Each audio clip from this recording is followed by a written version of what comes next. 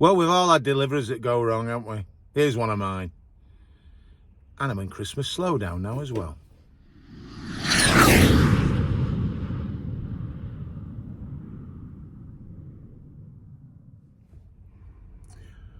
Good morning, everybody. I hope you're all doing well. I'm Dave from Anvil Logistics, and it is Wednesday morning, I think it's the 21st of December, so won't be long before the big man's with us dishing out the presents. I hope you've all been good. It means I'll get nothing. So I'm on a bit of a wind down now. I've just done a delivery near Stockport. It was actually a return load, a collection from yesterday. I was hoping to get back in the afternoon, but the traffic on the M6 was moida.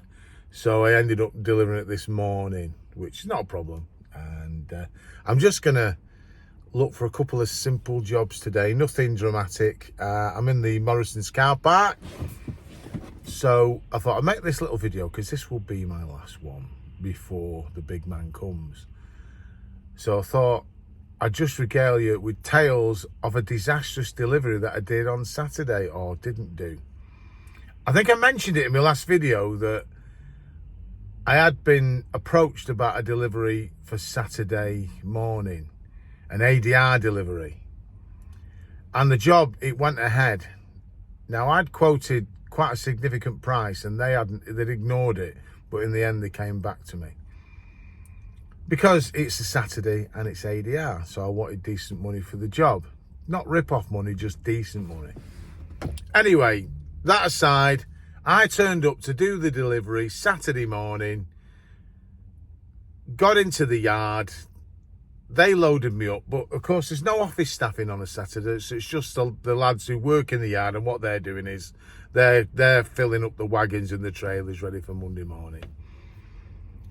They loaded me up, gave me the delivery note that had been pre-prepared.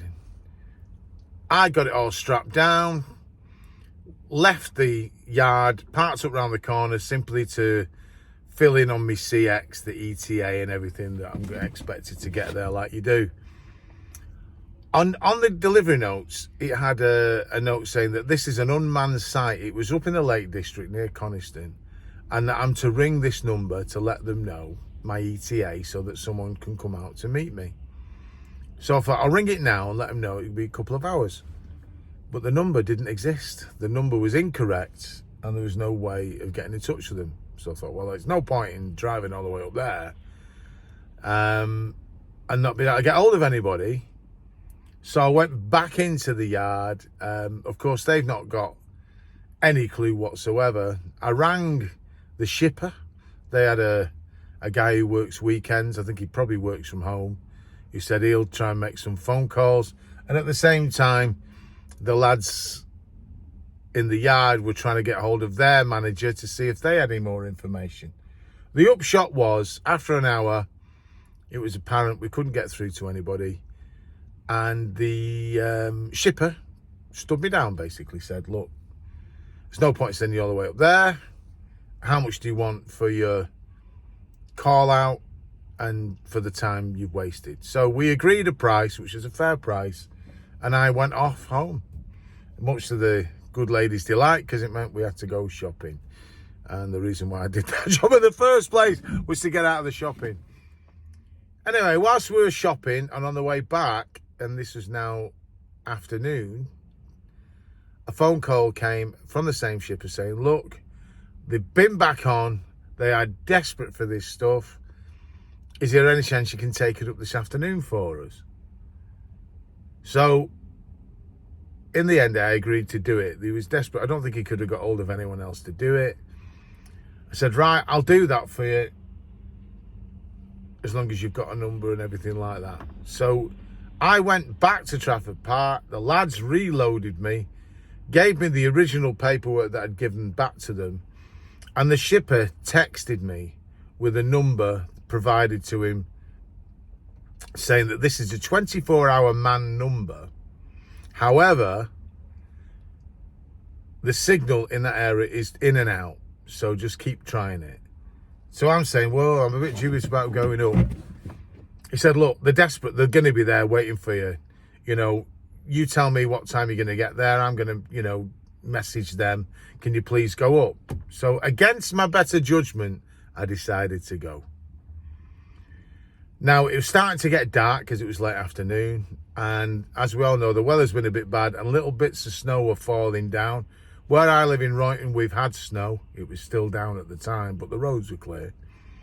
And it was pretty much the same all the way up to the Lake District. Snow all around you, but the roads have been gritted, so the roads were passable. Now, this number, I tried it several times, and every time it was kind of, this is switched off, which usually means it's got no signal. But because I've been assured that they were desperate, they really needed this chlorine, there was a potential of turning off water because of it, I went. I got into Coniston, and the address was very vague. All I knew it was Copper Mines Road, which unfortunately is up a hill. So I decided to go up this bloody hill. Here's a picture of what the road was like. Bear in mind now it's pitch black and fog is coming down.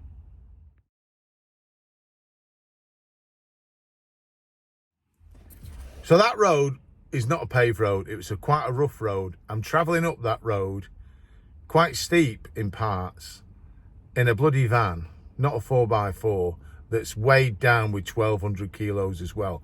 Pretty much on the cusp of its weight limit. The van struggled to get up. I really shouldn't have gone up there. And it as you got to near the top, it kind of plateaued out. And there were two buildings up there, both of which have got lights on. I thought, oh, thank God for that, there's someone here. The first building, what I knocked on, was a YHA. So I thought, well, I don't know where this water treatment works is. I'll see if anybody here knows. When I knocked on there, it was a party of people who had hired the place. And they hired the place for the weekend for a bit of a get-together. So that was a non-starter. So I said, try across there where there's another building. And that was a mountain rescue cottage. So it's all snowy and icy, bear in mind. Nearly went arse over tit walking over to it. Knocked on. The guys, there's just two guys in like a kitchen area. And they're volunteers for mountain rescue. And they all take it in turns, spending the weekend in this cottage in case they get called out because they're halfway up the hill, mountain or whatever you want to call it. They said, yes, there is a water treatment works here. It's another 500 yards up that road there, but I wouldn't advise going up it. The road's terrible. We barely got up just to this point in our 4x4. How did you get up, by the way? And then they pointed to my van.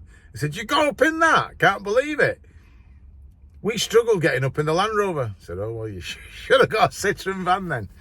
But anyway, the fact is, he said, I wouldn't advise going up. He said, if someone's meeting you, wait here. So they offered me a brew, which was nice of them, which I accepted. I rang the shipper. The signal was really in and out. I said, look, I'm here. There's no lights on further up the hill. The mountain rescue guys have assured me that if they're in there, there'd be lights on. There's nothing going on.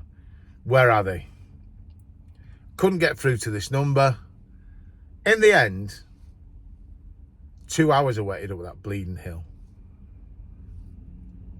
And the guy from the shipper said, look, I'm going to stand you down. There's no point in wasting any more of your time. No one has been on to me to ask where the hell you are.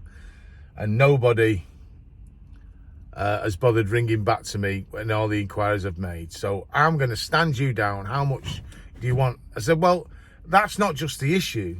The issue for me is I need this van empty tomorrow because I've got a charity thing to do and I need an empty van.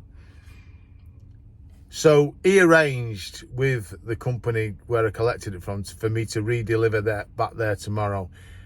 He obviously paid me the full price for the delivery and I agreed at half rate to take it back to their place at 7 a.m. so I can get the van emptied. I mean, some people might have said I should have got the full rate each way, but to be honest, I was just grateful to get it off. So it was a bit of a disaster all around, although I did get, a decent amount of money for that. And then I went and did my charity thing that I'm doing. and got a phone call on the Sunday saying they want it going up again. And I just said, well, I'm not available. And I believe he managed to get it covered by someone. So if you were the person that did that job, I hope you got up that hill okay, because that was a bit of a nightmare. Anyway, this week's been pretty good. Done a nice little job yesterday for my friend James at Freddie Fletcher's. And I'm just on climb down now. So I want to take this opportunity to thank everybody who's taken the time and the trouble to watch this channel. I appreciate from the subscriptions of 0 to over 600. I appreciate everything. I hope what I've done has been helpful to you. I hope it's not bored you too much. I intend to have a bit of a break now. We've got Christmas coming. I might dip my toes in and out of the Courier Exchange, doing random bits of work, but I'm essentially going in holiday mode now. So I'd like to wish you all a Merry Christmas. I've got my gig on tonight, and we've been practicing Christmas songs because it's actually a nursing home that we're doing tonight. We're doing it free of charge. We did it last year, and they all loved it. Don't know why. So we said we'd do it again for them. We had a good time, actually. We really enjoyed ourselves. So we're doing that tonight, our nursing home, doing them a load of Christmas songs. It's quite a big nursing home. It's a bigger audience than we normally get. So I'm wishing you a happy Christmas, happy New Year, everybody. I hope you all have a wonderful time. And I'm going to leave you with one of our practices that we did last night. I'm hoping it'll be better on the night. So Merry Christmas. Thanks very much. Don't forget to like and subscribe to the channel. I'll leave you with the Anviliers making a right pig's ear of when a child is born. See you later. Right, I'll bring most of the songs. I'll probably bring them in because then it's just easier, isn't it?